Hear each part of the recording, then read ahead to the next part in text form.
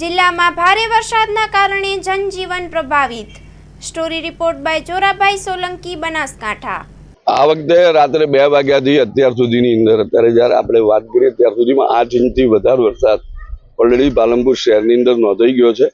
અને પાલનપુર શહેરની અંદર જે જગ્યાએ પાણીના બ્લોગિંગ થાય છે, હાઈવે વિસ્તારની અંદર, ગઠામણ પાટિયા વિસ્તારમાં પણ, અને આખો જ ટ્રાફિક અત્યારે એના કારણે ગ્રસિત થયો છે।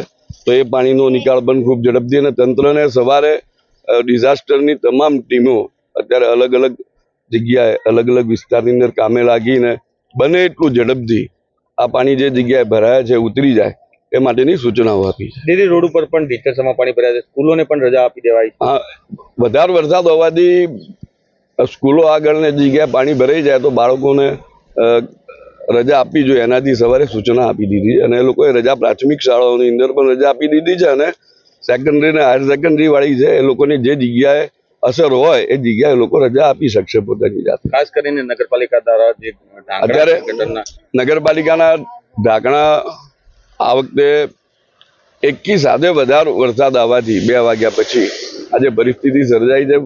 નગરપાલિકા એની રીતથી તો સવારે 5:30 વાગ્યાથી હું પોતે નગરપાલિકા ઉપર હતો અને અલગ અલગ પ્રકારની સૂચનાઓ આપેલી હતી।